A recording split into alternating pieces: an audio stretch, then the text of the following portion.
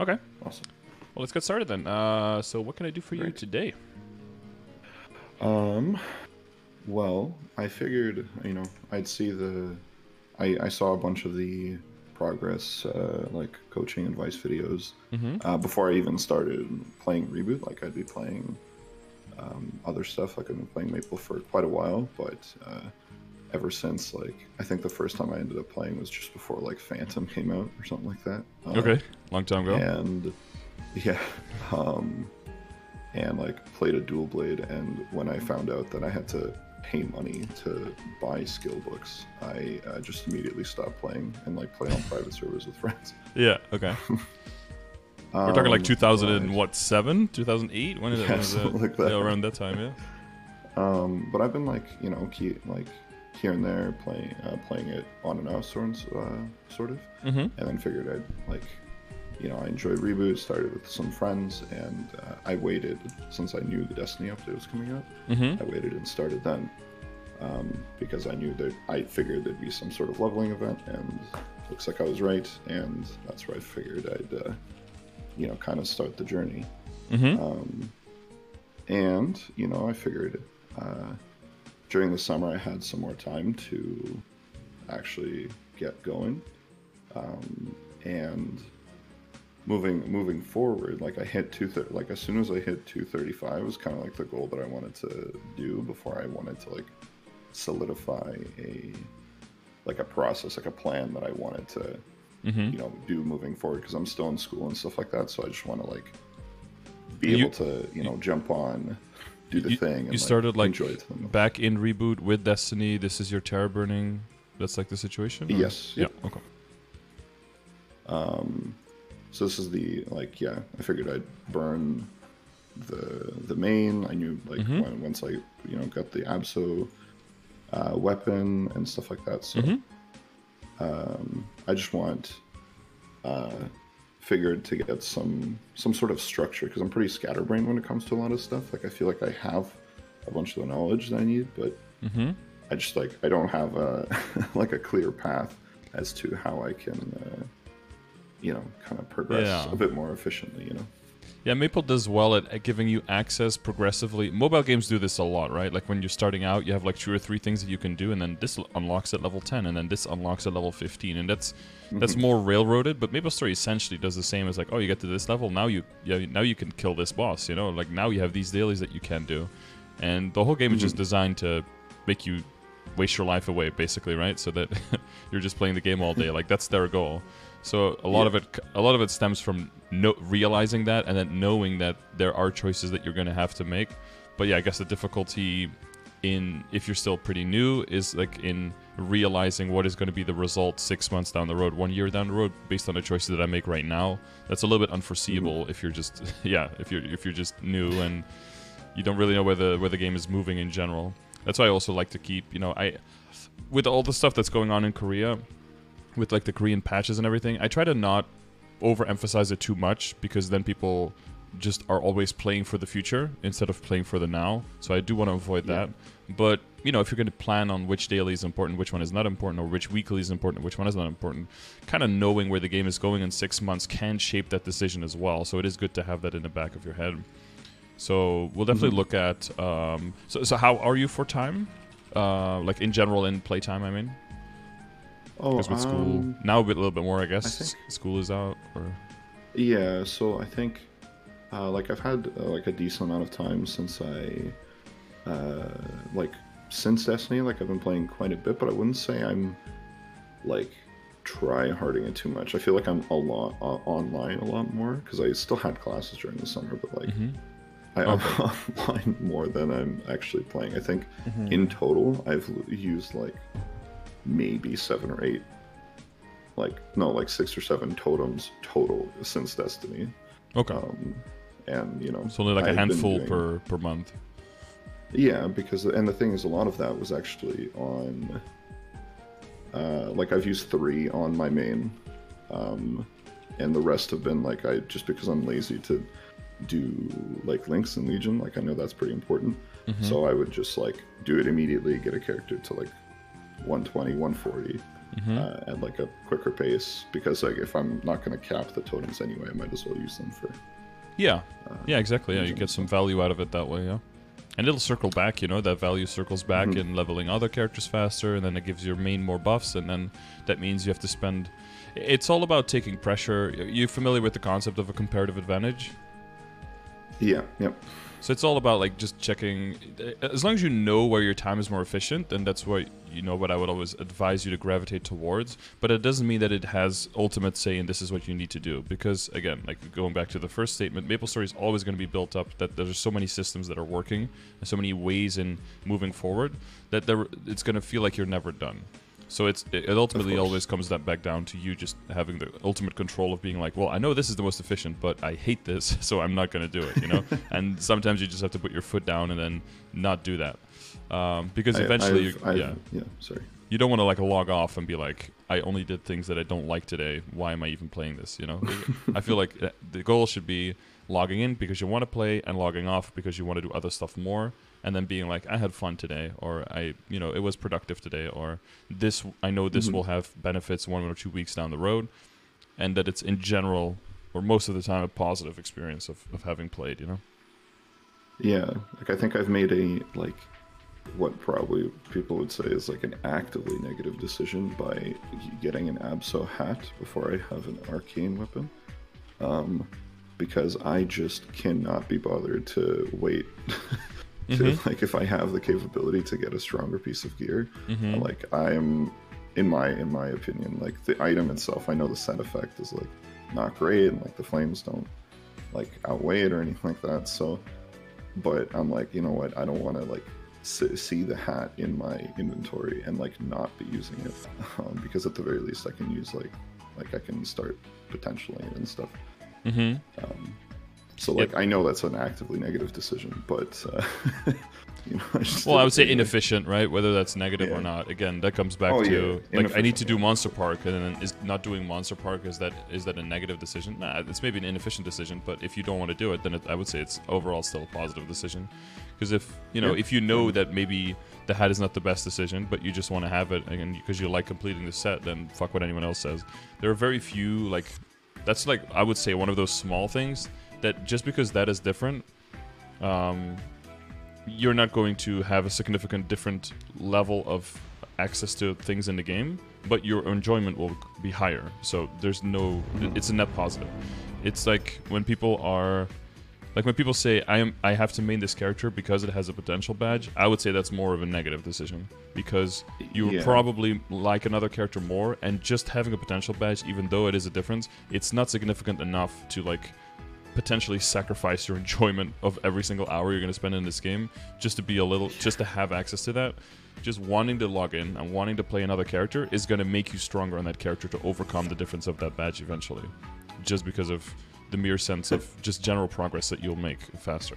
Yeah, my logic being that's like for that sort of deal is just like there's literally always going to be something for me to like work on and upgrade. Like realistically speaking, I'm not gonna, and by the time I get to whatever end game, because I do want to eventually get to those like higher level stuff, because I've never done that across like private servers and stuff. Okay. And even with like increased progression and whatnot there, it's a very like intense experience for like a month or two, rather than like a slow burn like Reboot, which is what I want. Actually, I want to be able to come back to something and enjoy it. But when it comes to this like end game stuff, like there's going to be probably like another overall to not use by the time I get to like Hollows or whatever.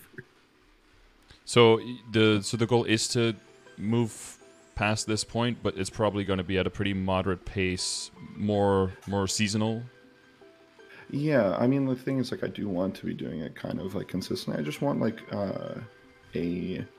almost like a direction to be moving in, so that like if I'm focused on school, like I'm not also focused on having a university degree in MapleStory to figure out where I'm going. Yeah, because some people feel like they need a PhD in Maple to be able to move there. Yeah, sure thing. Okay. And then there's no specific thing that you're trying to aim for. You're just trying to make sure that you don't hit major walls, that you don't really stall anywhere, and that you can just gradually, whenever you pick the game back up and play a little bit more, you always, you can just pick right back up where you left off and work on the next things, basically. Yeah, there's a couple of like, kind of, I would say, like mediocre or kind of like loose goals that I'd want to do. Like for probably one of the hard and fast rules that I'd want to do is like, just because I think the boss looks cool, I'd like to be able to do like hard dark now at some point. Just because the boss looks cool. That's it. Like there's no, and like maybe 8K Legion at one point would be nice, and how do you square like higher level above 250, that sort of thing. How do you square the 8K Legion with not really liking to do Legion and Links? Well, it's because the thing is, it's not necessary, because I've definitely got a problem with the like, if I feel like I'm stagnating on a character, even if it is like the strongest character or whatever, like that novelty of doing of like playing a new class and stuff like that is always at the back of my mind. Like I've got that tendency, I'm sure a lot of people do as well, where you just like want to keep like main hopping. But it happens, yeah. Legion mains, as we call them, yeah. But I feel like it's not like leveling the Legion and stuff like that. At the back of my mind is like, I know this is, I view it as like making progress towards the characters that I want to play. So it's not that that bad. It's a different way of progressing, I guess. But I know it's going to be a long time, and like, maybe my view on that will change when I'm, in the gutter between like 6K and 8K or something like that. Yeah, and that is going to be alleviated quite a bit, because the 6K is very doable. You just make a new character, maybe get to 70, maybe get to 100, and then you can just do a bunch of Zakum kills. Or right now, what you could do is just Zakum arm kills and just cycle. And as long as you do kill Zakum himself, you can go back every half hour. So you can just keep cycling between mules if you want during a day, and get a bunch of free levels that way. Because the arms is where all the EXP is, right? Right.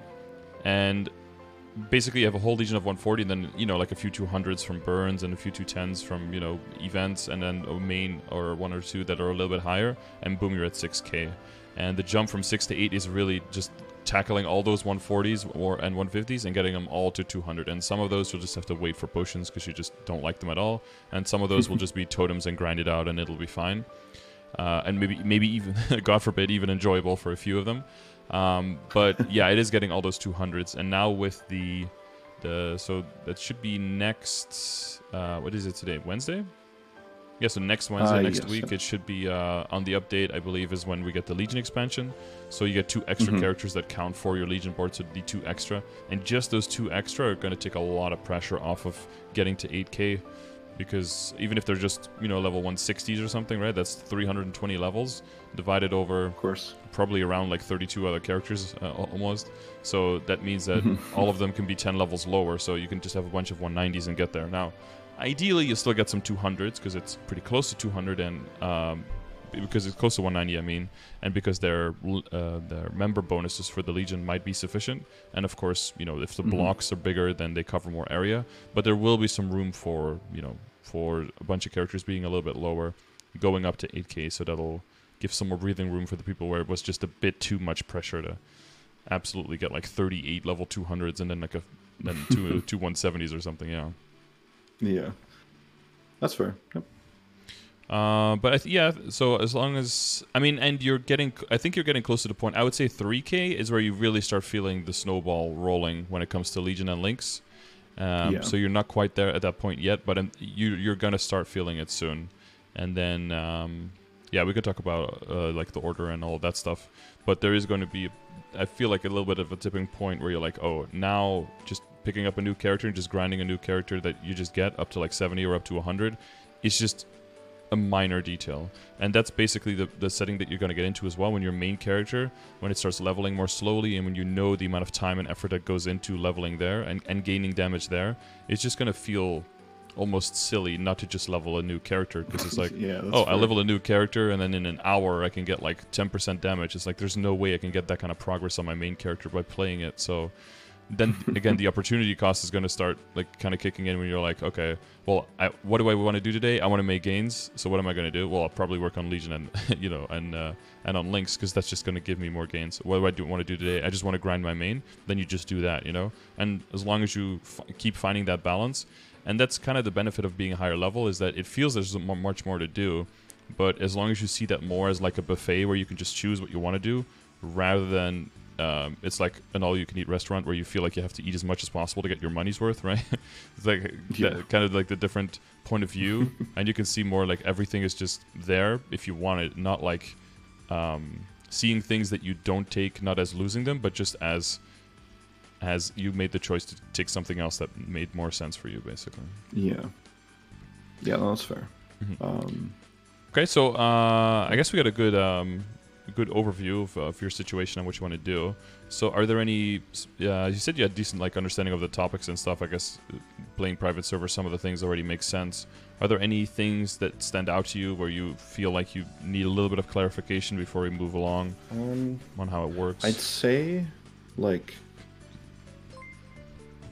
I think the biggest thing that stands out to me as like something I'm not super familiar with is like kind of like an efficient way to handle familiars, because that's a system that's like been fairly new for me, and like for example, like the kind of like weird decision that I'm running into at the moment is like, why do I feel like, because I got to Asphera, I'm sort of strong enough to be farming at like MTS 2, 4, stuff like that. Arcane power is probably maybe just the right, because you're not quite at the 50% bonus yet. Yeah, like it's not quite the most efficient thing, but the level difference, it like really kicks in. It's like 45 or 50% damage reduction. yeah, it's pretty brutal. Yeah. But so for example, like I've been the last couple levels from like 233 to 235, I got at Shadow Dance Hall, and that's when like I can finally start farming familiars. And it's Arcana before that. And it's a nice map for you as a buck as well, right? Because you can just zoom from one side to the other. Nice flat horizontal map. Exactly. Do you have a fact pad as well? And yeah, so it's just like the thing is like that's pretty good, but I don't understand why the mobs give less experience than Arcana. Like it just doesn't, like logically speaking, doesn't make any sense to me. But they give familiars, and same with Asphera, but like the difference between MTS, like Aranyas, and the like some of the mobs in Arcana, like Lower Cavern, Upper Path, or something like that, LCUP, it's like 20k, I think, something like that. It's as like the base experience that they give, and it's just like it, like it bothers, and they're like so much harder to kill. Like it just bothers me, I guess. But for that, like I don't know if there's an efficient way to be handling the familiars. Like for at this point, like to start off, should I be doing like boosting them up to epic? Should I focus on the 10 badges first? You know, that sort of thing. It's just a newer system that I'm less familiar with. That's all. What monsters are you in Arcana? You would be like on the bottom leftish maps that are also pretty long and flat, right? Yeah. So there's in the middle thing of the cavern. There's like labyrinthine cavern upper path. It's like just two. Yeah. Two long platforms, and I can just super jump one way, super jump the other, super jump one way, you know.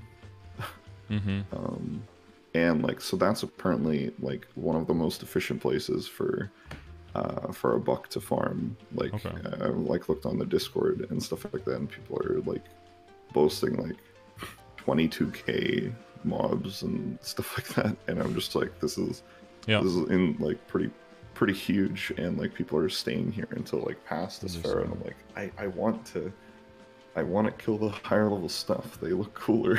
I don't want to just stay in Arcana forever. Yeah, and I think this might be because I'm checking the EXP and everything, and I think it's purely a level thing, because the blue shadows are level 239, and they're the exact same EXP and HP actually as the Mournful Spirits, and then the Discordant Spirits are 240, so they give a little bit more.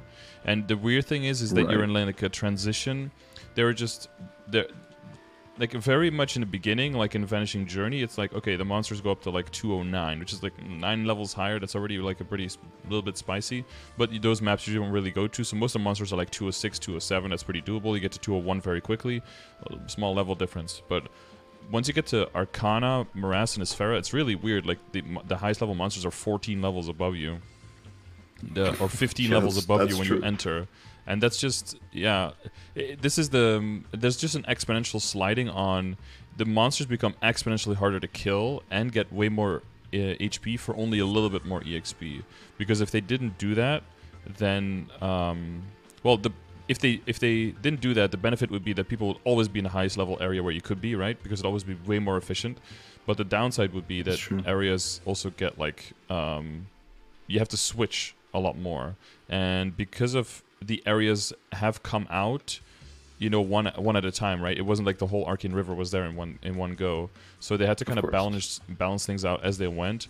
And the other thing that you see is the benefits of going. So probably the main reason I think that like Shadow Dance Hall and maybe the Sphera maps, that they are not exponentially better as you would expect them to, even if you're one-shotting, is because they do give the familiar cards and other areas don't. Yeah. And when you get to 240 and you get to Celas, some of those maps are really good, but then they're a little bit harder to loot, which, you know, with a Vacpat is definitely surmountable. But then also they don't give familiar cards again to kind of balance that out. It's really only when you get to Moonbridge at 245 that you're like, okay, these maps can be really, really good and give familiars, like, and you can kill a lot of monsters. And now you're like, okay, but then they give you that EXP because they want you to move into Labyrinth, into Limina, and then they want to get you into, you know, the bigger, newer areas. So in a sense, it might be a good idea to take what seems like a little bit of a hit to the EXP, just because of map layout and what have you. But starting with familiars early, if you know you eventually want them, is a good idea, because if you're just chasing the EXP, you'll get to where you want to be and not have any familiars, and then it's like, okay, what do you do now? Like, do you circle back and go farming sometimes, or do you feel the pressure then that you have to level up another character and then funnel the familiars back into your main character, which are both like, you know, suboptimal. Unless, you know, that's in your plans, then that's fine. But it's going to be, it's probably better to take like a short hit in the short term and start building on the familiars. And not to, I agree, honestly. Like, I'd rather, especially since, like, if I can kind of accumulate or culminate, I guess, a bunch of progress into one thing, like, we're talking about the, like, regardless of if it's the most efficient or not, then, like, I'm getting nodes, I'm getting familiars, I'm getting Meso, I'm leveling up, that sort of thing. Then I'd rather just do Shadow Dance Hall. Yeah, so this goes back into like what you mentioned with the helmet as well. Sometimes when you are min-maxing within a system, you're not min-maxing anymore on the macro scale, right? So the big example I give is like the crystals that you can sell for the boss fights. If you want to min-max within the crystals, especially early on, you're going to have to do like daily bosses on a bunch of characters, right? Weekly bosses, just to max out those crystals. And then you have min-maxed within the crystal system.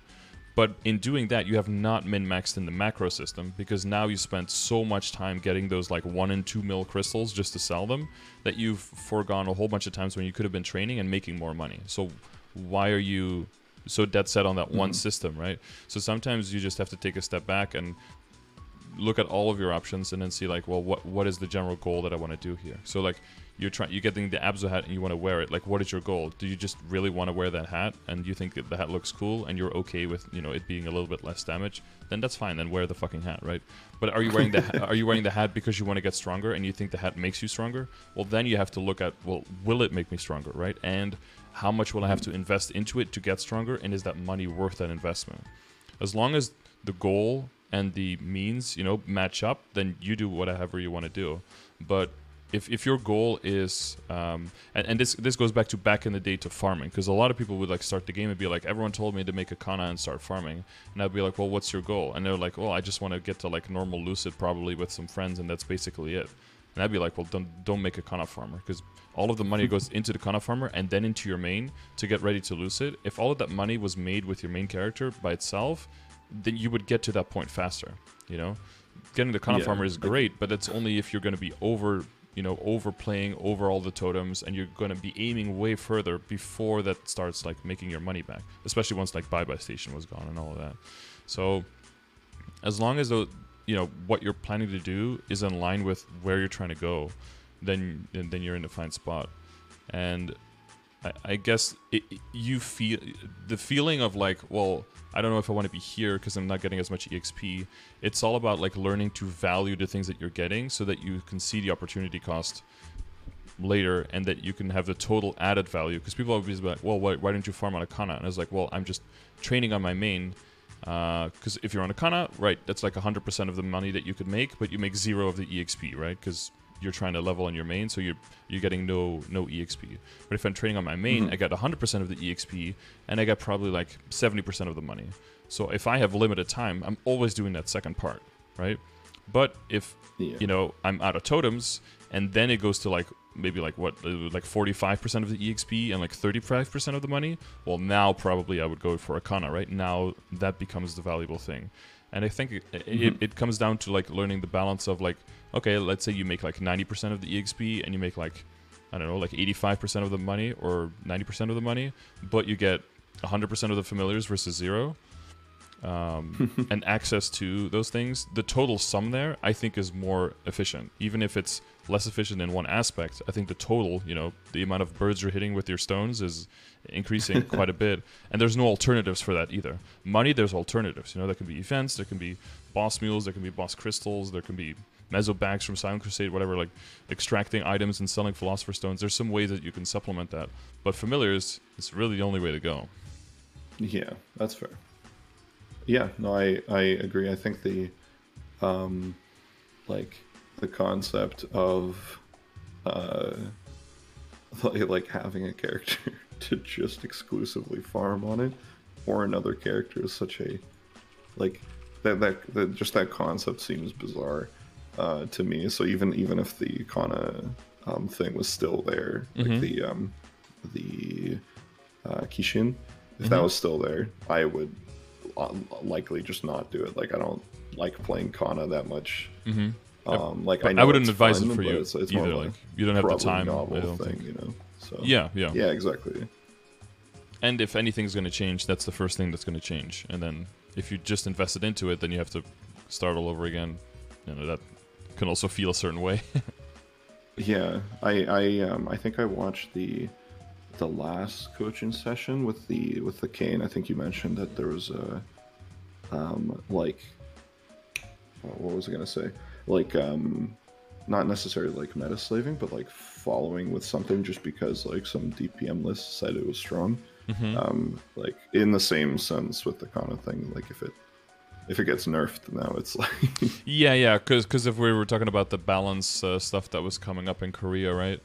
And it's like, if you switch characters just because that one is the strongest at that time, always be wary that like 3 months from now, 6 months from now, like there's a good chance that they're gonna like take the axe to it just a little bit, especially if you know that they're working in general on making everyone balanced closely together. And in general, they're working on lifting everyone up to the level of where the strongest characters are. And it's really the outlook of like, if you have a lot of options and there's similar options, I like that because that means that I can't make any wrong choices. But for some people, if the options are very similar, that means that the chance of a bad choice is higher because they want the strongest one. And if it's not obvious which one is the strongest, then it's more likely that you make a mistake, right? But yeah, so with the exact same circumstances, I'd be much more free to choose, and other people feel way more restricted just because of a different point of view. Yeah. Like, I think I read over some of the patch notes and it's just like, wow, they just like took off a bunch of the mobs that my like hook bomber hits and like some of the sea serpent stuff for the buck. It's like great, I guess. Like, I don't really farm with that anyway.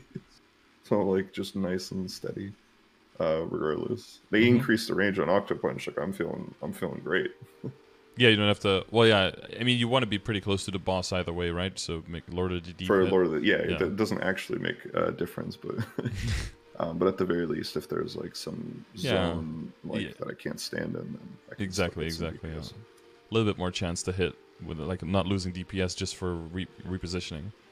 Hmm. When it comes to familiars in general, you're familiar with the whole system and what to do with it and what you're chasing there.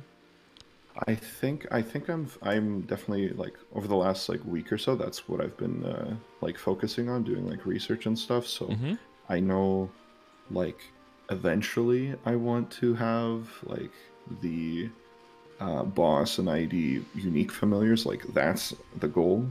Mm-hmm. But like I don't know if that like at this moment, because I know there's a pretty hefty investment in terms of like time for farming them, because it's like 150 cards to even attempt the unique, and if it fails, it's 75 extra for each attempt. Mm-hmm. And it could also just be a total wash every single time. Yeah, good chance. Which That is most likely the case, actually. yeah, exactly. Yeah. Yeah, the general So I advice don't is know if it's to slam like epics first to get your large okay. drop rate. And then once you have that one, then it makes more sense to go for the uniques because you'll just get more cards and the amount of outs of good epic outcomes is severely lower. Yeah, yeah, fair enough. Yeah, so that's exactly what I wanted to know. Like if I'm, because that's kind of what I've been working towards now, because it seems a lot easier to just like get the epic and then roll it, and then like even then I have like maybe a couple of stockpiles of like leveled epics that I can just Mm-hmm. that I Feeling can just, lucky. do it later. Yeah. And do you have IED? But once I got the drop and stuff, so Do you have IED and regular drop rate so far? yeah. So I've got a 15% IED and a regular item drop rate. But I've been making use of the baby box drop buff. Yeah, exactly. Yeah, if you don't have to mess with your familiar essence, then better not to, so that if you want to do some bossing, you can always use the IED for the bossing and not have it be like almost out and then having to use familiar essence just to do a few bosses that day. It's like Yeah. I think another thing. This is like maybe once we're done with the familiars, like something I'd want to ask about potentials. Mm-hmm. Oh well, yeah. I mean, do you feel like you're good on familiars, or do you have additional questions? I think no. Actually, yeah, no. I think I'm good. Okay. It makes sense. Like I just want to know if like what I'm doing is Yep. along the right idea. So I would say in that so. case, yeah. In that case, then. So in terms of gear, something that I've like I know it's effectively just always a balancing act, like Yeah. running of what you actually need. You want like because you always want enough IED, like a decent amount of IED to be doing like normal damage. But I find that I always tend to gravitate towards having way too much of it compared to like other stats. So like Yes, your hyper stats are down 0 and you still have 94. I see. Yep. So the thing is, before I had to make up for it, like I basically just maxed the IED for hyperset for my bossing just to like be able to do stuff like CRA and like Damien and Lotus duos and stuff. But now I've got the secondary with like 70%, and then like when I got my weapon, I cubed it and I got 40% IED and 40% boss, and the crit rate is totally useless for bossing for me.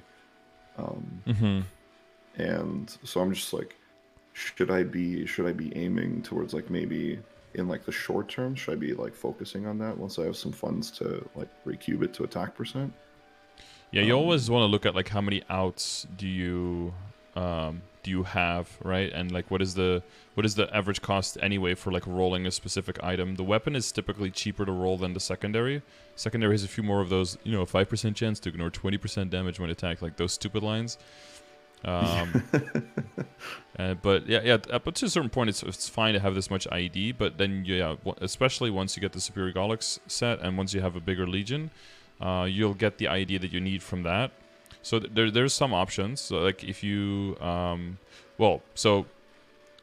if you're gonna go to a higher level area, and you said like for the spiders you were like struggling to kill them a little bit, that's probably mostly because your current secondary doesn't give you any damage when you're mobbing, right? It's basically just a clean item. So when it comes to like needing damage in general, when you're mobbing, both your weapon and your secondary don't give you any mobbing damage in their potential.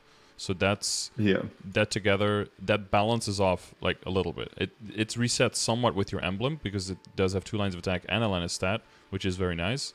That, you know, apart from a line of damage or a line of attack, it's like the closest thing you can get to probably what you want.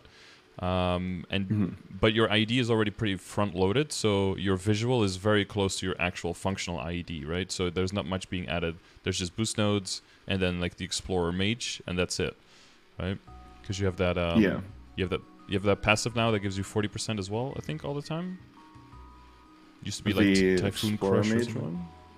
Oh, the Typhoon Crush, yeah. It's just a 40% IED now rather than. Yeah, it used to be like 40% chance of 100. 40% of the time. This is way better because now you can at least count on it all the time, right? So you can just keep it into your calculations. That potential is definitely. You have the real weapon. Yeah, that's probably something I would move around on.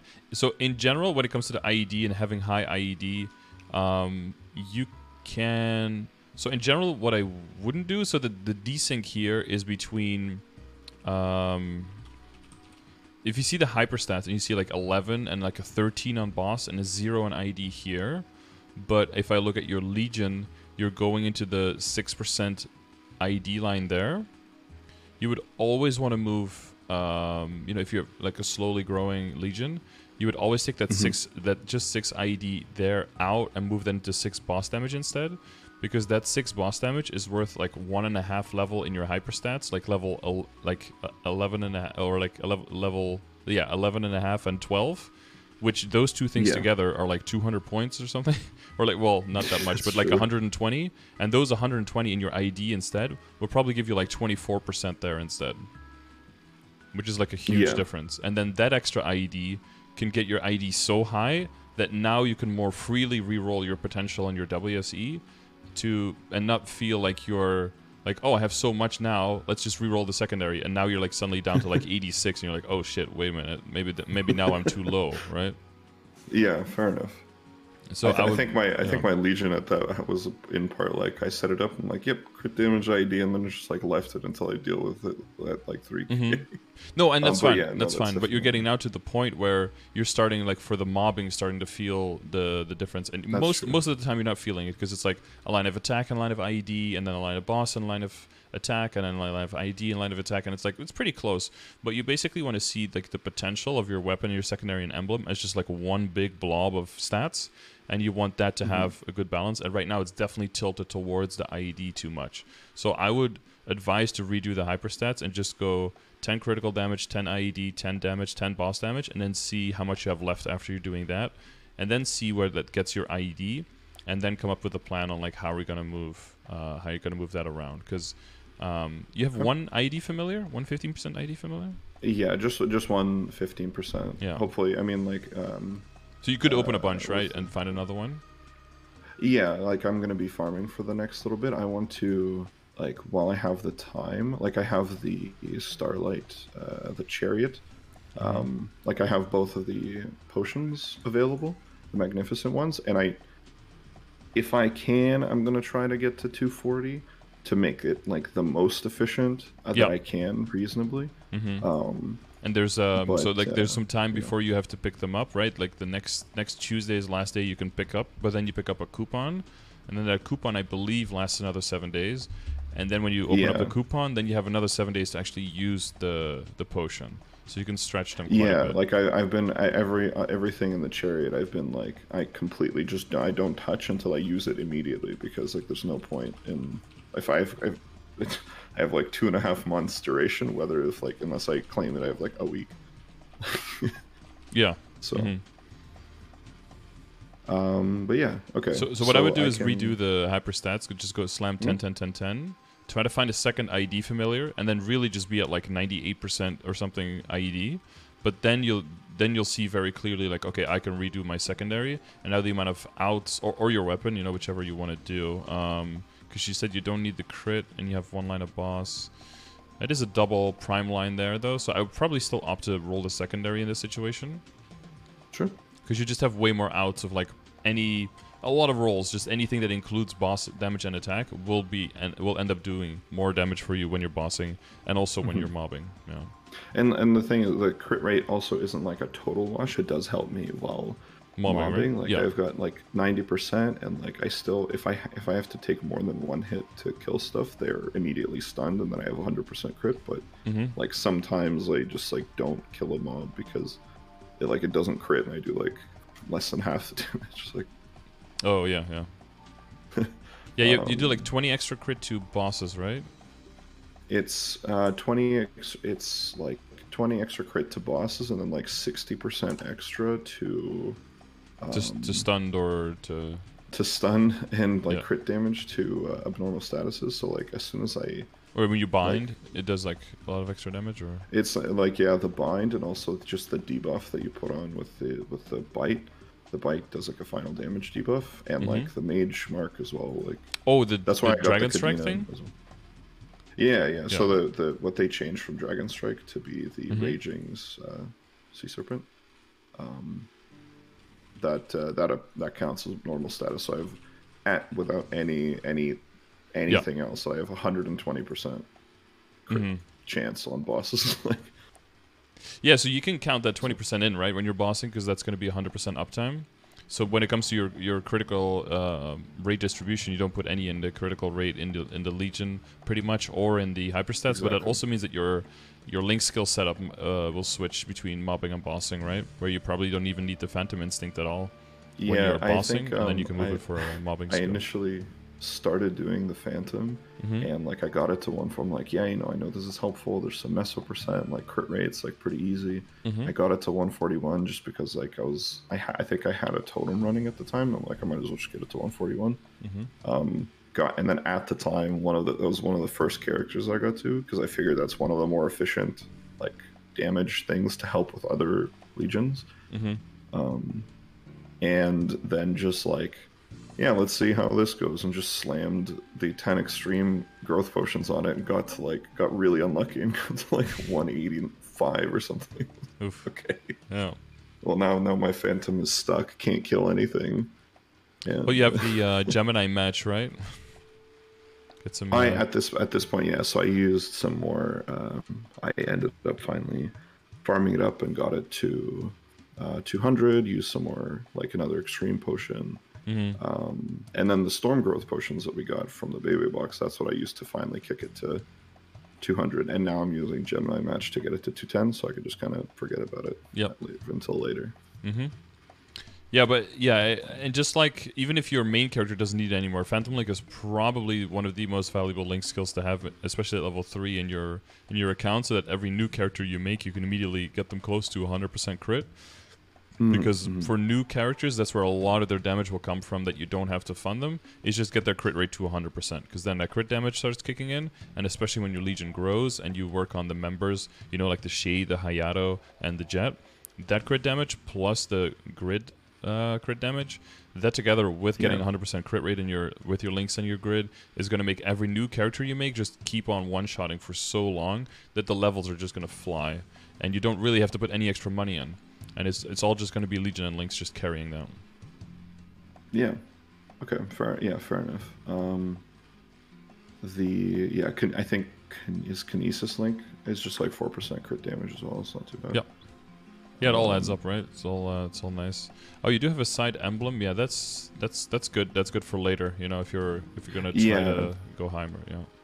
I got particularly lucky with my emblem. It looks like, because I cubed it a little bit beforehand, before the Magic Miracle Time, and then a little bit at Magic Miracle Time, and it just got to Legendary, and like I got to Unique, the regular one, in like 3 cubes before the Magical Miracle Time, and then I just had 2 Unique emblems at Magical Miracle Time, so I was just kind of doing like pseudo black cubes. Just alternating between the 2. Cubes. Pick whatever is the best one. Yeah, that's ideal. I mean, and they don't really want that. That's why it's very rare to be able to get 2 emblems, because otherwise, you're just saving so much money. That's one of the. While I don't have a like potable badge or anything like that, that's one of the feelings. I'm just like, okay, well, I enjoy the buck, and I have like this Yeah, bonus. for sure. A little bit icing on the cake, for sure. Yeah. I did want to cover, if like, since we're on the topic of just kind of items in general, Mm-hmm. like I know that item drop and meso percent and stuff like that is like important, and I got like Yep.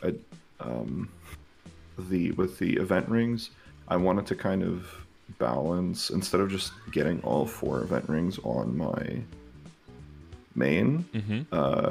because I didn't think it would be necessary. Like maybe now I'm thinking like maybe that would have been the right call. Depends But how in this dedicated particular you case, are to one specific character. Yeah, I think two is always good. 3 is probably fine. 4 might be a bit overkill. Yeah. yeah, because I got pretty lucky and I got the Crown of Treasure like the first Pinot run I got, so, Mm-hmm. and then like 2 extra ones because why not, I guess. Yeah. Like, and the silver, like the silver blossom ring, I feel like, because I'm starting to now, like I got my first superior Golix piece like yesterday, literally yesterday. Got it, I got pretty lucky and got it to legendary. Now it's at 18% strength, and it's like, okay, so that's helpful stat wise, but I know I need, especially if I'm going to be doing training, I feel like I think I only have 1 line of meso percent on my gear. And like I don't know if, is it like, I think it's more worth, but like I also don't have the, like I guess my question just like come back to it is like, how much should I be prioritizing meso percent compared to like stats at this stage? Yeah, so there's a few things that are at work at the same time, and one thing is that you probably feel like you need the stat from your accessories more now, and one of the major things is that you're not hitting that. You still have that level difference decrease, right? You're not hitting, especially in the Sphera, you're not quite hitting that 50% final damage mark yet, and also your boost nodes are still in development, right? That combined with the fact that your WSE is, well, kind of shit for mobbing. It's really good for bossing at this point. Like your fundamentals are really high. It's got a lot of like active lines going on, but for mobbing, it actually doesn't do much at all for you. You want to make sure that you get that extra IED up, like within your abilities, and get that IED quite a bit higher, like getting that extra familiar and redoing those hyper stats. That'll give you the opportunity to re-roll your secondary, and then you can build on that secondary's potential fundamentally. Now, let's say that your secondary rolls like, I don't know, like 70 boss and 30 IED, then you're probably going to keep that, right? So that doesn't help you in the other situation, but it does mean that you have a more long-term thing that you now need to build around, because at this point it's a more short-term situation that you don't know, what's going to give first. But at this stage, that thing has to give first. And I guess, sorry about the boost notes, you're mostly just relying on the Lord of the Deep, right? So your damage isn't really going to be shifting much more there. Yeah, so like I think I'm at like level 30, 32 or something like that total for mobbing boosts, but I really prioritize Lord of the Deep because in my mind I'm using that 100% of the time rather than boost nodes being like 50-50 between boss. Yeah, that's true. Yeah, it's just for most classes that would be the case, but for you, Buccaneer is the exception there. The only thing that would really bring up your base damage would be more decent skills. So if you're mobbing, you could introduce like decent combat orders and decent advanced blessing a little bit earlier than other classes do, because if you're really just in Lord of the Deep and hopping around, you can elevate that base damage rather than it being like a distraction or taking away from all of your boost nodes that you need to use. For Buccaneer, you can actually use that to increase the base, because like when you're mobbing, if you want to optimize your damage, it would be so what percentage of the time would you say you use your regular skills that are boosted versus and use any of your other 5th job skills? I think like it's pretty easy. Like sometimes I'll just throw it percentage of the time. Like it really depends on the map. Like so for the higher level stuff, like when I was at Shadow Dance Hall, but like at the level disadvantage, and now with like a Sphere, if I were doing it, then like I'd be doing it kind of whenever I have the opportunity. So like in the middle of a super jump, I can just throw it off and like kill some stuff. It's like it's not the most like consistent thing in terms of like doing rates and stuff, but I'd probably say I'm using it like 50-60% of the time, something like that. Mm-hmm. And if I'm one-shotting with Lord of the Deep, then not at all. There's no point. Yeah, so you want to make sure that you give your Lord of the Deep the opportunity to beat a thing that one-shots as fast as possible. So sometimes if you're holding onto the other skills, but yeah, so this will depend on like how close Lord of the Deep is to killing, right? If you see it's really close, then you want to like boost everything you possibly can, and that'll help you get to one-shotting, and that might mean even taking out of your regular boost nodes out, right? That's fair. Almost 2 years. Thank you, Kyle, for 20 months, dude. That's big. So that could mean something like taking the so like all of your passives, right? So like decent combat orders, decent advanced blessing, throwing those in there. Maybe even taking your skill, your roll of the dice, and putting those in a leveled up slot instead, so it gets more weapon attack passive. Those kind of things. If that together is all just got a 1-up count to 22. Thank you. If those things together are enough to make a difference, then that would be preferable to just keeping your higher level nodes just because you're used to keeping them. Because you're really going to get closer and closer to the point where you have like a separate setup in hyperstats, right, for mobbing and bossing. And then as more you work on your Legion as well, like a different setup in your Legion board and in your Link skills, also for mobbing and bossing. Maybe even for specific bosses, you'll have like different setups. Yeah, like even because of your now crit I as have, well, right? Yeah. Even now I have a different stats for hyper stats for mobbing and bossing because of that disparity for crit rate. Since I need absolutely no crit rate for bosses, I have one set up with just like crit damage, like the crit damage bot. That's what I showed. I felt like that was a bit more important to show than the mobbing one. But the mobbing one has like a little bit of crit rate, some crit damage, normal damage, bonus XP, and some arcane force, stuff like that. It's actually probably a bit more balanced than my bossing one.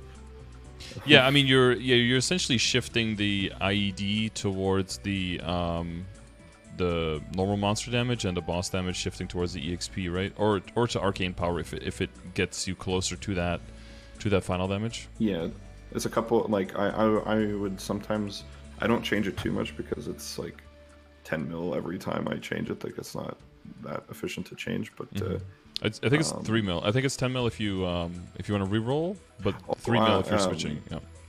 Yeah. 10 mil to reset, Yeah. so I don't actually change the stats themselves. But yeah, I'd only do it once in a while. I think now it's worth for your bossing one to do it, so that you can see how much IED you're really working with, and then because if you have a 0 and a 13, like of relevant stats next to each other, that just means that there's probably some other stuff that you can move around that will end up just getting you more damage at the end of the day. No kidding. I didn't even I put in the boss damage. I'm like, oh wow, 4% per level. Yeah, let's go. I mean, it is good. It is a big number, but it might even already even if you're just going to change a few things around, the regular damage one is also 3%, right? And the boss damage at this point is 4. So that's only like a third more, but it's way more points in hyperstat points. So I would probably do 12 in boss damage, 11 in damage, and then whatever is left over, because it's way cheaper to level, put those in IED, and that'll probably already also be more efficient than going from 13 in the boss damage. Yeah. Okay, that's good to keep in mind. But yeah, as you get more options, it'll become way more clear on where you need to be pushing, right? But as like a general rule for the Legion, I wouldn't worry too much about getting into the IED when it's so small of a source, but rather go into the big one. Right. But in your current situation, it's probably better to push all the IED because you're very highly reliant on your WSE right now, and you want to get off of that reliance. So if the new thing on your secondary is like, oh, you roll like attack, stat, IED, for example, that's like a big upgrade compared to now, but you still have a lot of IED. So then maybe at the end of the day, with the familiar, with the hyperstat moving, you're still like very high. Maybe you're like a 95 plus. You'd be like, okay, I can still move my Legion pieces around. I get 6% boss damage there. Because, again, that's 6 boss damage. That's 1.5 hyperstat levels.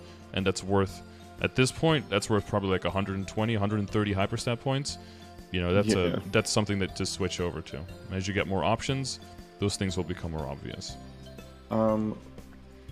What would you say, we started with Droprate and Meso obtain. We got completely off track. That's totally okay. So I think it is. This is what I need the Yeah. focus for. Yeah. I think it is very important. Because we were talking about your reliance right now on the stats on the accessories, right? I would first redo that second, move the ID around, redo the secondary, then see how much extra attack you get. Hopefully, one line of attack, maybe line of attack, line of stats, something like that. And that'll make it more clear that you can move away from some of the stat on your accessories and not rely on that too much, and go into the full drop and meso stat. So the ideal, when you have the ring, that's really, really nice, right? Double lines and the line of strength, that's pretty much fucking perfect. If all the pieces could be like that, you would snap your finger immediately. I lost my shit when I got that. Like, perfect, great. Yeah. Even if the last line wasn't meso, it would already be a nice piece, right? Because it's a line of strength and a line of drop. But that's kind of what my Eternal Flame Ring is like. It's just like a little bit, not quite the strength. Yeah, the Eternal Flame, that's the realistic goal, okay? That's what we're going to be aiming for. And then the Reboot Awakening, that's like the pipe dream, like.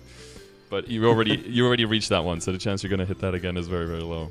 But so essentially, all the accessories will go to like 6 or 9% probably stat along with their drop rate, so they're going to stay roughly similar to where they are. You're not going to see big losses there, and that's the ideal. You don't want just like your WSEs, like one blob of stats, and you want to balance that. In the same way, all of your accessories, so like rings, pendants, eye face, and earring, those are like one blob of stats, and you want to get a good combination there. And their main goal is for drop and meso early on, and then once you move into Superior Golics, into Sweetwater and all of that, then their main goal is as much stat as possible.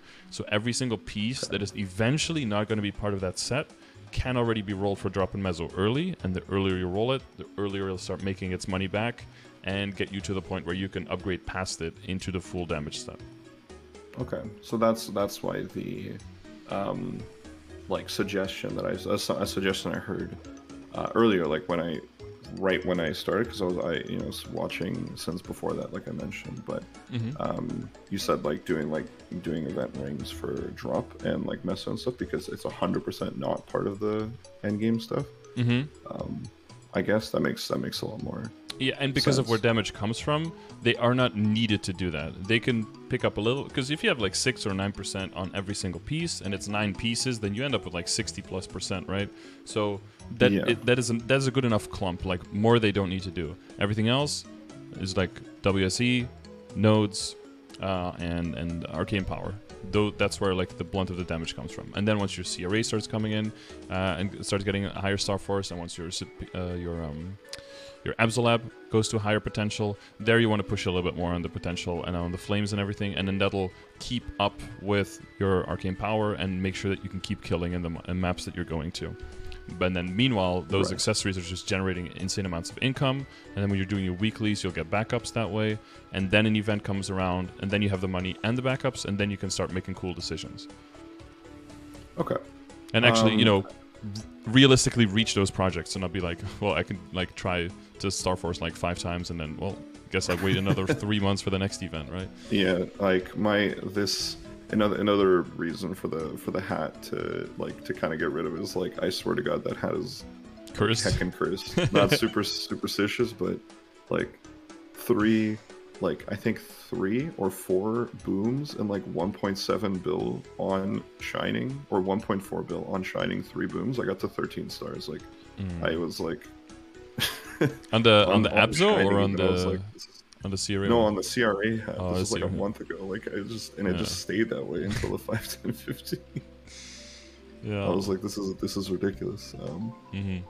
Out of the gear that I'm showing here, like looks like I was in kind of like a transition thing. Like I got the Absol gloves to legendary.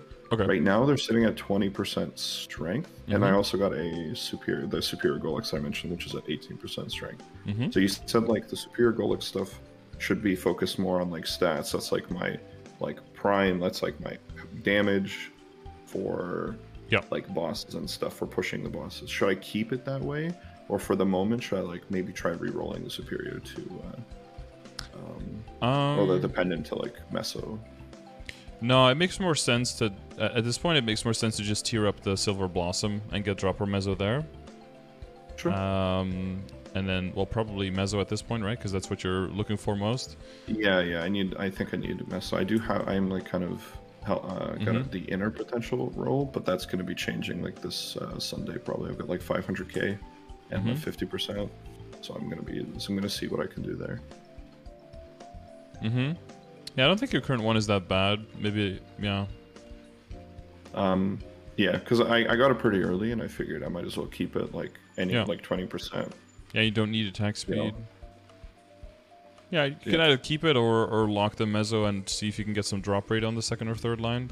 But I probably wouldn't go too hard at this point. The thing with the inner ability is that the longer you can get away with having the Meso in there, the faster you will get to the point where you can roll out of it, basically. Okay.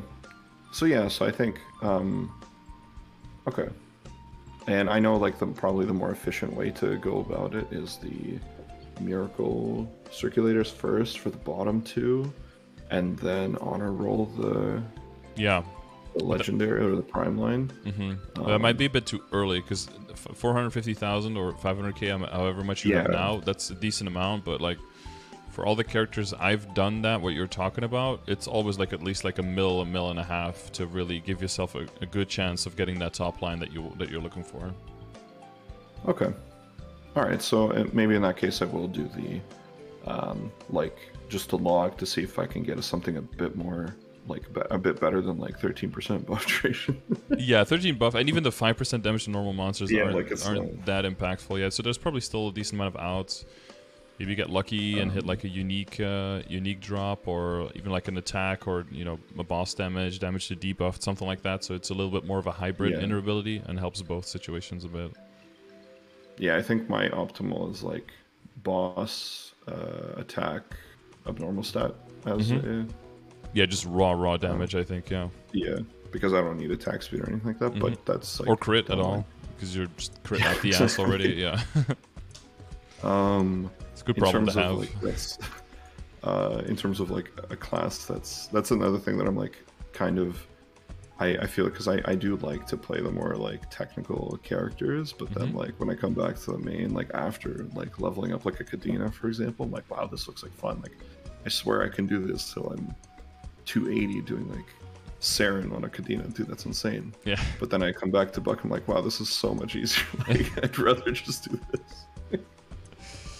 Yeah, I mean, whatever you're in the mood for. And that's the other thing why people have like multiple characters that they're invested in, because sometimes you're just not in the mood to do all the work. Sometimes you just want to sit there and watch Netflix and jump around and get levels, Yeah, like there's times when I can like actually, some of my daily bosses, I can just stand next to them and they die. Like that's yeah, I do that sometimes. Just pop frenzy and then just put my hands in the air and just watch the monster die. Yeah, it's good times. And okay, so in the case of the, are you good for the drop in the Meso? Yes, yeah, I'm good on the drop in the Meso. Yeah, for gloves, critical damage will be more efficient in damage. It's probably worth like 35. With your current situation, and you look at how low your critical damage is, just one line of critical damage is probably worth like 35 to 40% stat or something equivalent. It's kind of ridiculous. Okay, so this 20% stat, I should just like just kind of like wash it if I get one line of crit damage. Then if you can red cube for at least for even like a single line of crit damage and nothing else on it, that's already better. Yeah. Okay. And substantially enough for it to be like pretty high, like decently high priority, I would say. Probably like the whole thing with the secondary and getting the attack there is more important, and then the glove is probably right after. Okay.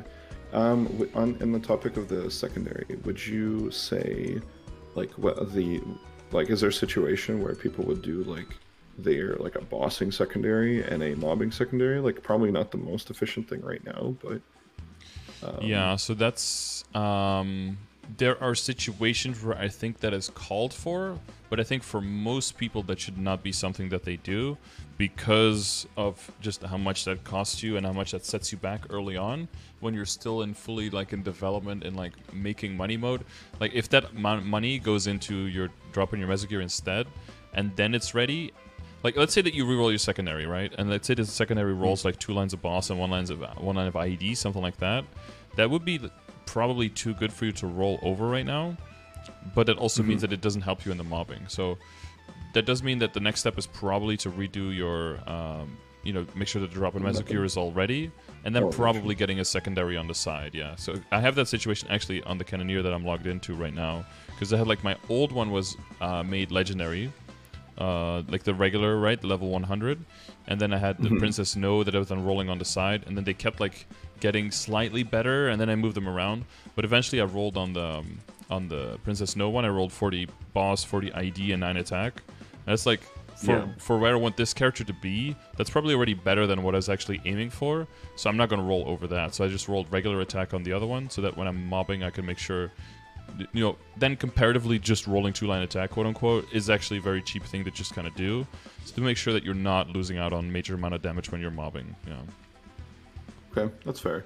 Maybe I'm just antsy to use like these Princess No medals, because I'm just like, I've got a ton of them. Like, wow, they're so helpful in my inventory now. Like, yeah. Well, we'll see after you redo your secondary what you end up with. So if it is still very, very boss heavy and doesn't help you with mobbing, then you have like the green light, I think, to make like a secondary on the side, and that'll be a higher priority to roll than the emblem, right? Because the amount of practical application for getting something pretty useful is much higher, whereas with the emblem it's more like a min-maxy, final eventual thing.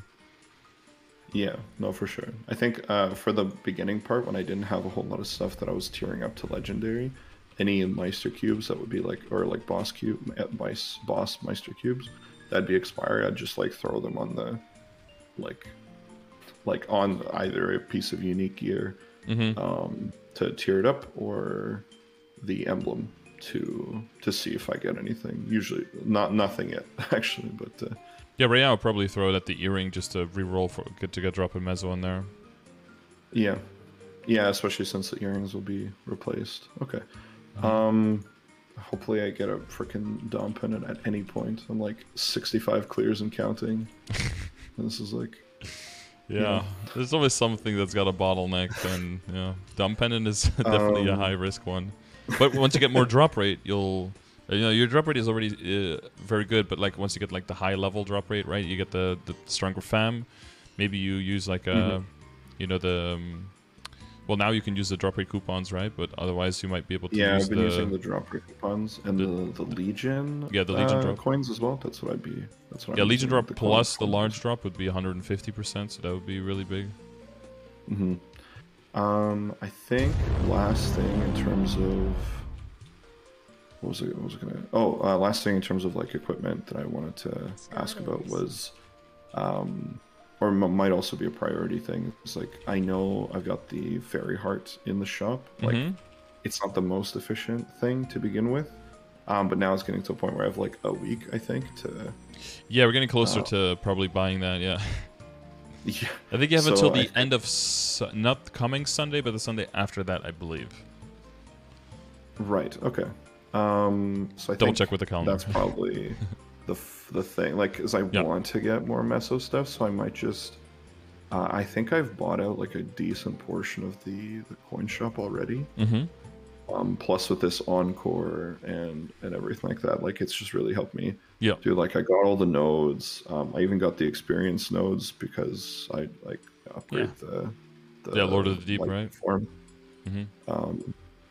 Because I wanted to confirm, I'm pretty sure it's the concentrated experience stuff that's more beneficial on skills, right? That's okay. Yeah, this one is probably a good idea to start. I wasted a few of them before on boost. I'm like, wow, that went up like 2 levels. What is it? Yeah, especially on a Buccaneer where the boost nodes are already at lower value. I definitely want to prior skill nodes. Yeah, they get way more value there.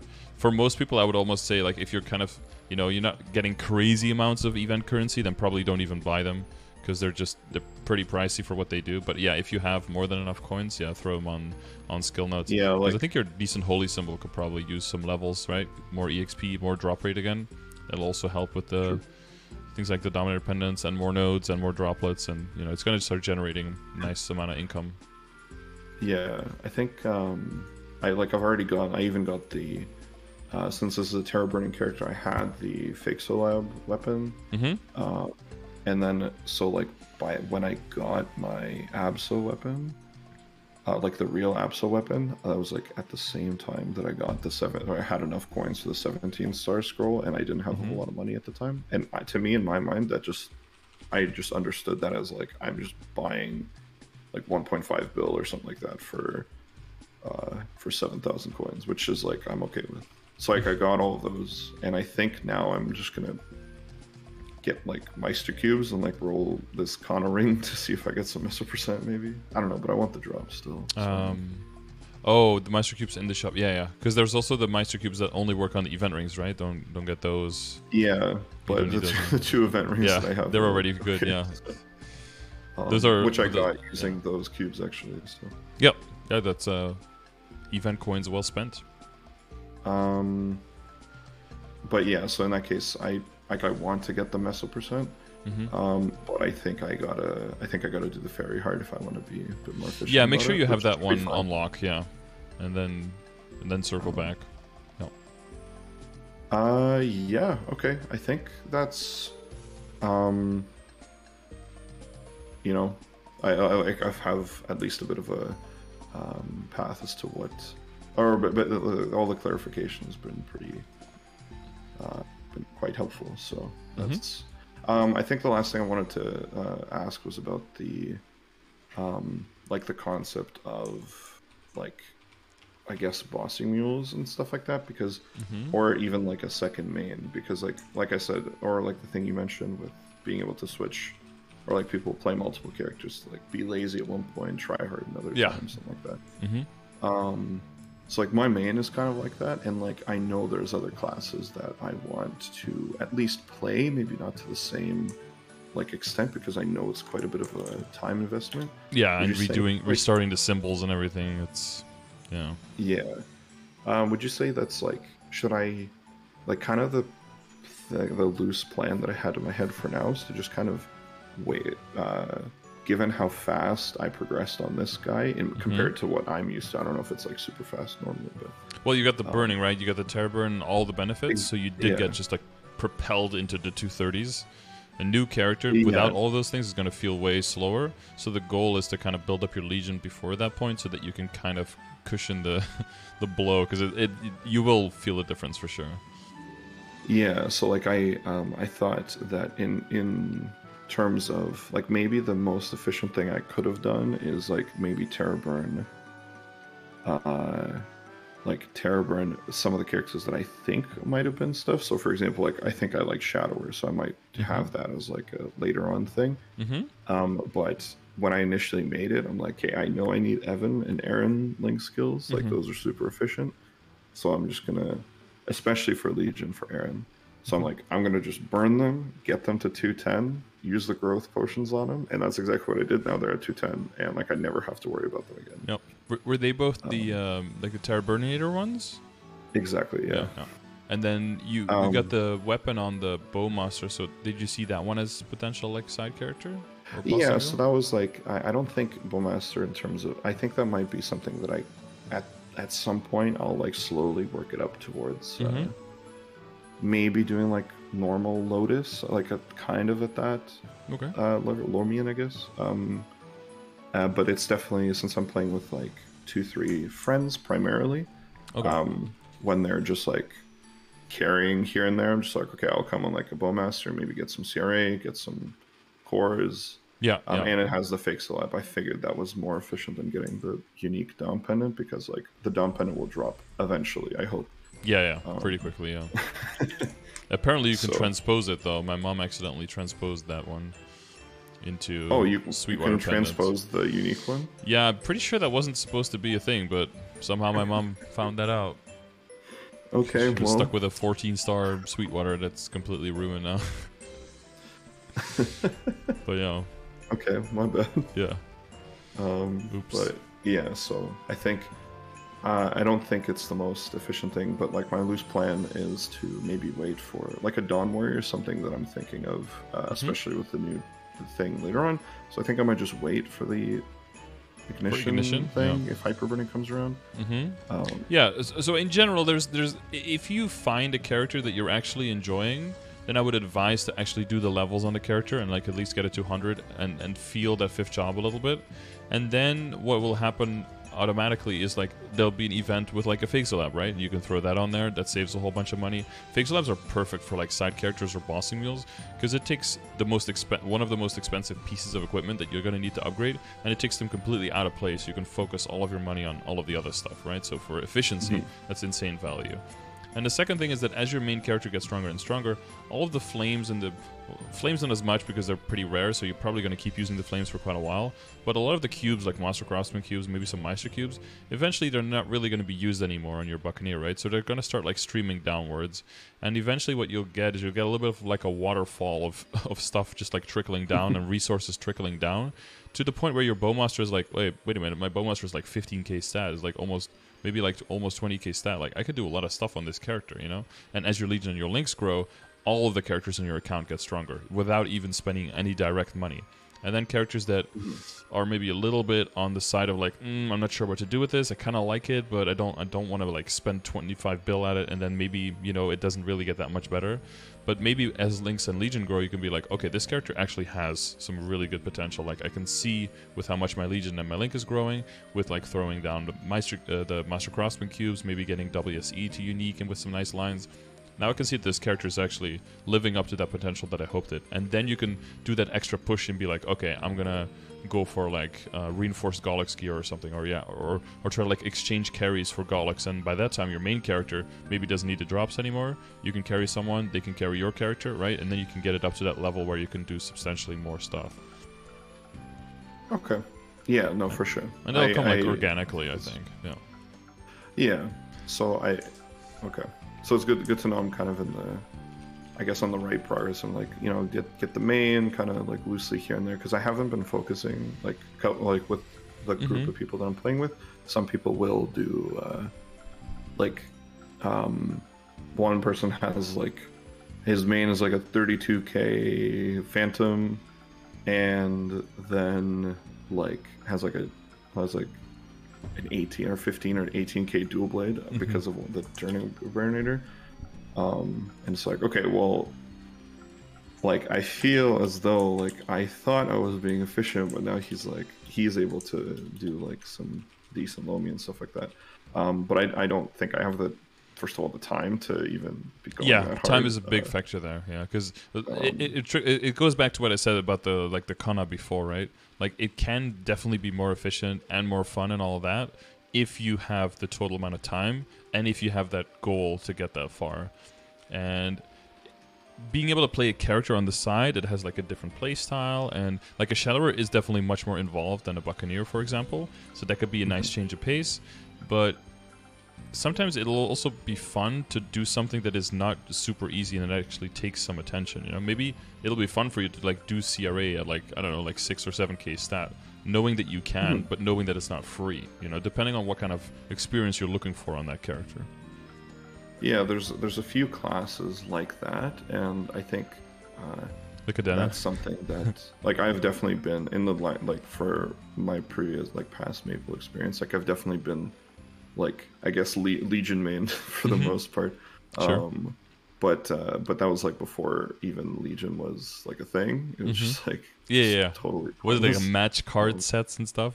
Oh my god, those set bonuses. I don't even want to think. Oh, it's so scuffed. Yeah.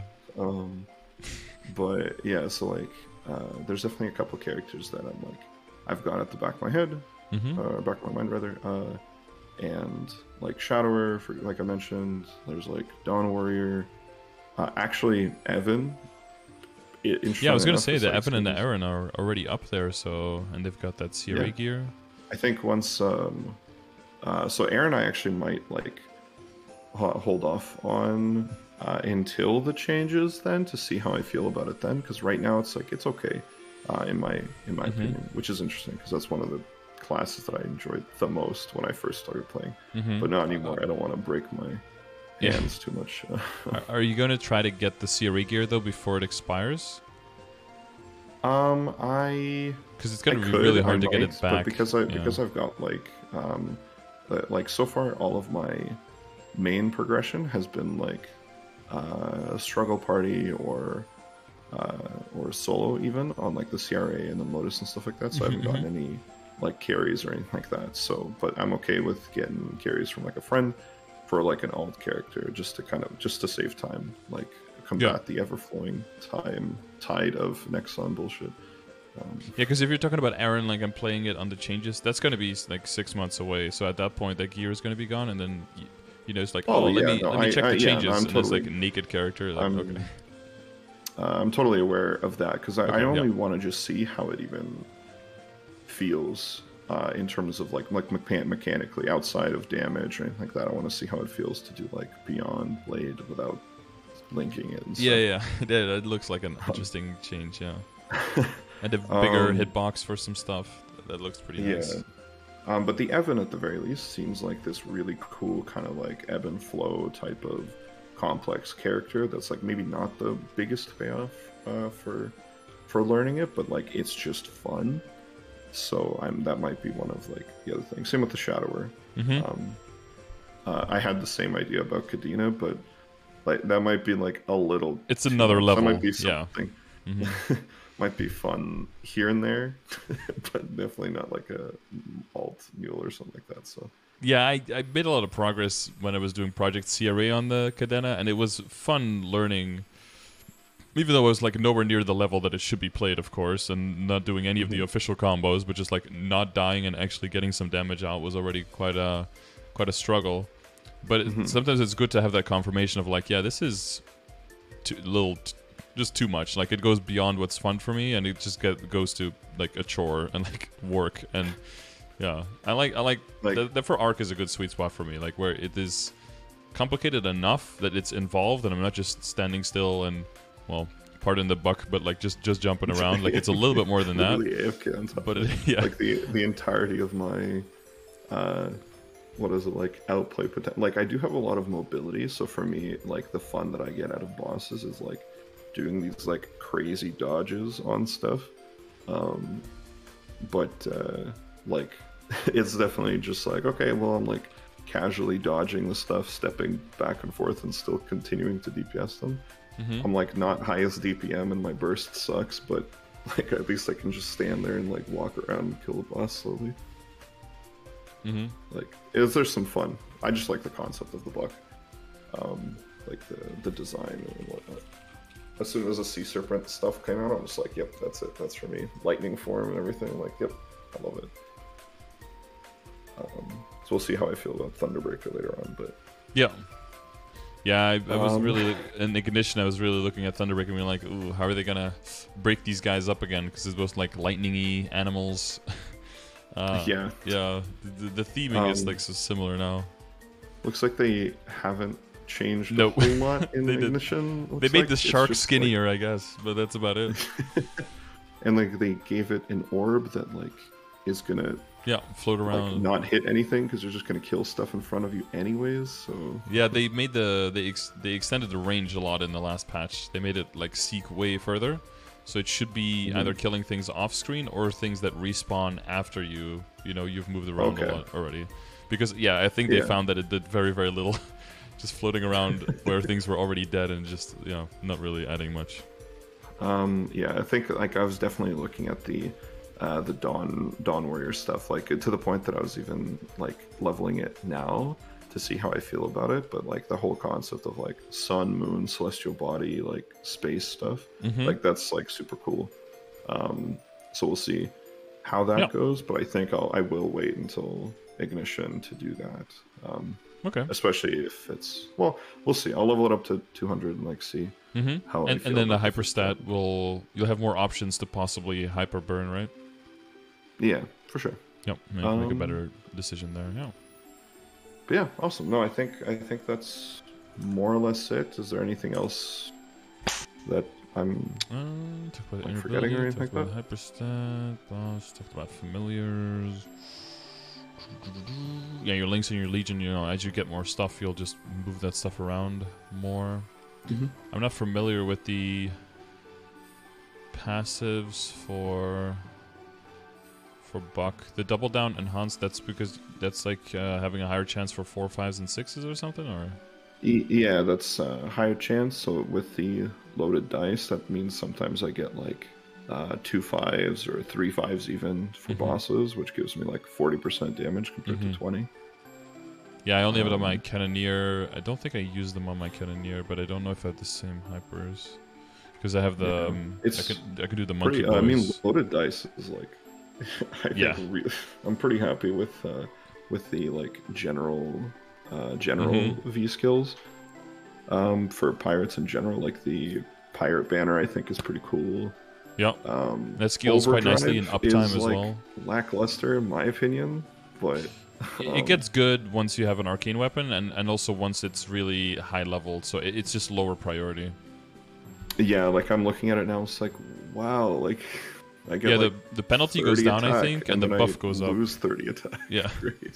Yeah, I think when it's maxed, it goes up to like 75% of your attack, and then down is only 15%, something like that. Yeah, So yeah. it's way So bigger I difference. definitely know something later on, but I don't even have like the space. Yeah, no, right now, put it and on that's or fine as well, anything, right? so- Like you don't have the space, so there's no rush there.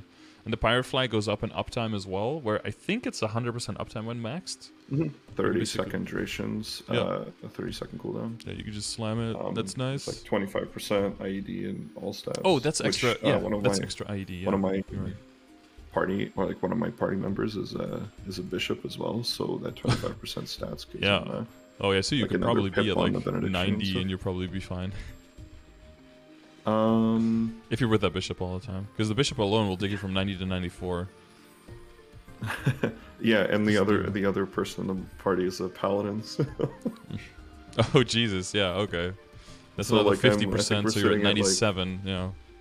My damage in, I think we just recently did, like we ran slime together like yesterday, and I think my normal damage when I wasn't like bursting with them was something like 300 ish mil a line, something like that, 2 to 300 mil, and then or like 250 to 300, and then like with their buffs and without the divine echo it was something like 550.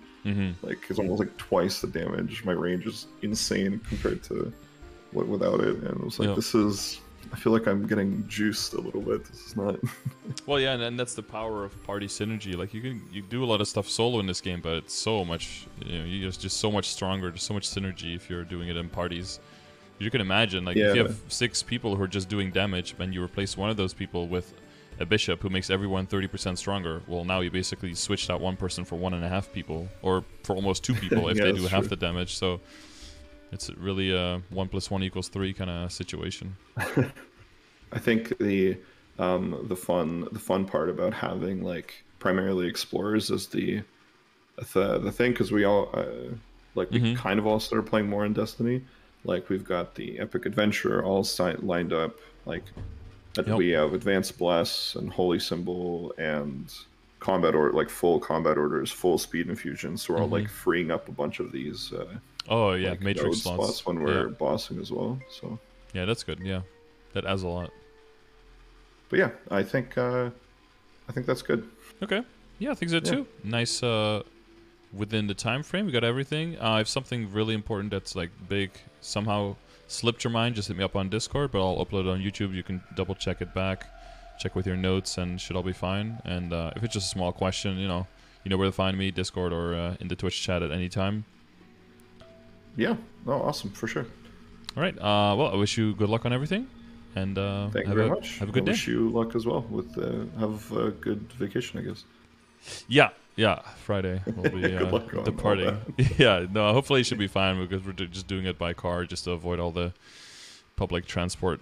Laying down work. Bullshit, yeah. For sure. Okay. Well, yeah. Right, great. Good luck, and I'll see you around. See you around. Bye bye. Cool. All right. Zakum every 30 minutes? Yes, sir. As long as you don't kill Zakum itself. As long as you just kill the arms and don't kill Zakum, you can enter again in 30 minutes. Unlimited entries per day per character. All right. So for all the people who just watched the session, hopefully it was useful to you. Hopefully there's a few things you could pick up that you didn't know before. And if you have any questions, leave a comment or ask in the chat in a few minutes. I will not be available for sessions. I'm doing one more tomorrow on Thursday, and then I won't be available for any sessions until at least next week, Wednesday. So if you want to put in requests, if I'm here, I'll be answering and I'll be planning them in for next week. And if I'm not available or I can't read your message, then just wait a little. Just wait a moment. Just wait a moment. Okay. Well, when I get back, it'll be pretty close to September as well. So I'll be drawing 2 more winners at that point for the free session. So make sure you leave a comment on the YouTube video with your Discord name so I can reach out if you won. You could be one of the lucky people. One of the lucky few. Or lucky couple, I guess I should say. And of course, if you need any of the resources, any of the stuff that we've looked out for, check the Maple Wiki. Always check the version of the game whenever that's available. Some things might be a little bit outdated, but in general, this is very, very up to date. In general, most up to date thing that I know of. Or you can use the commands in the channel, and you will see stuff like this, stuff like this, stuff like this. That'll help you out on prioritizing and just getting general extra information. Might link to a wiki page, might link to a YouTube video that I made, might link to a little infograph that I made, or a beautiful spreadsheet with a lot of information that will help you out. And undoubtedly, it'll answer 90% of your questions, and then with the 10% that's left, you can always ask in the chat when I stream every day. Again, with the exception of this coming Friday probably until Wednesday. Wednesday I probably will stream again. So thanks for watching, thanks for being here, and I'll see you either on the next video or live on Twitch.